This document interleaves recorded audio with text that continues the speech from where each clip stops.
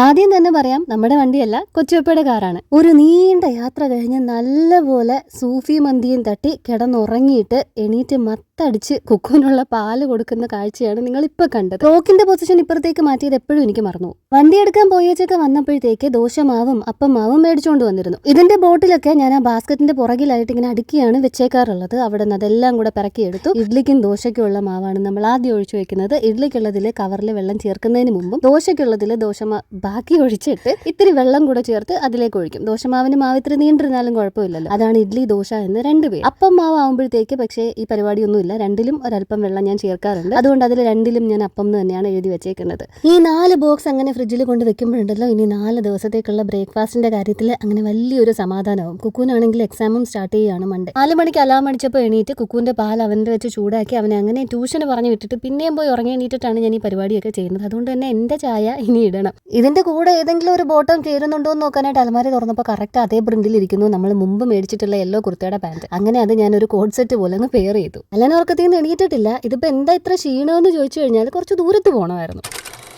കണ്ടോ, ഫ്ലാഷ് ബാക്കിൽ ഞാനിങ്ങനെ ചാടി തുള്ളി രാവിലെ വണ്ടി എടുക്കാൻ പോണതിൻ്റെ എക്സൈറ്റ്മെൻറ്റിൽ പോവുകയാണ്. ഇവിടെ അടുത്തൊന്നും അല്ലായിരുന്നു, കരുനാഗപ്പള്ളിയിൽ പോകണമായിരുന്നു. ഞങ്ങൾ അങ്ങോട്ട് ട്രെയിനിലാണ് പോയത്. രാവിലെ ബ്രേക്ക്ഫാസ്റ്റ് പോലും കഴിക്കാണ്ട് ഞാൻ ഇറങ്ങി ഓടിയത്. നല്ലപോലെ ഉറങ്ങി എണീറ്റ് കുക്കൂനെ സ്കൂളിലൊക്കെ വിട്ടിട്ട് വന്നപ്പോഴേക്ക് ബ്രേക്ക്ഫാസ്റ്റിനുള്ള സമയം കിട്ടിയില്ല. ആലനും കൊച്ചുപ്പയും കൂടെ വന്ന് വണ്ടി എടുക്കാനായിരുന്നു പ്ലാൻ. ഞാനും മിനി ആൻറ്റിയും കൂടെ നല്ലപോലെ വലിഞ്ഞങ്ങ് കയറി ചെന്നതാണ്. ഞങ്ങൾ ഓരോ വാട്ടർമെലൺ ജ്യൂസും സ്വീറ്റ്നായും ഒക്കെ കഴിച്ചു. എന്നിട്ട് നേരെ ഷോറൂമിലേക്ക് പോയി. അവിടെ ചെന്ന് ഒപ്പിടലും ബാക്കി ഡോക്യുമെൻറ്റേഷനും ഒക്കെ കഴിഞ്ഞിട്ട് അങ്ങനെ ഇതാണ് നമ്മുടെ വണ്ടി.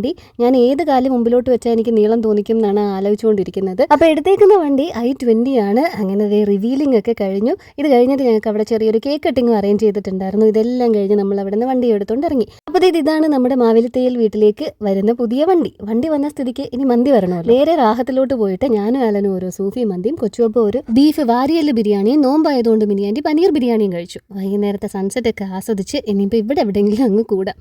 ബാക്കി മന്തിയൊക്കെ കെട്ടിപ്പൊതിഞ്ഞുകൊണ്ട് വന്നോണ്ടേ രാത്രി പ്രത്യേകിച്ചൊന്നും ഉണ്ടാക്കണ്ട. അപ്പം നമുക്ക് അടുത്ത വീഡിയോയിൽ ഉടനെ കാണാം.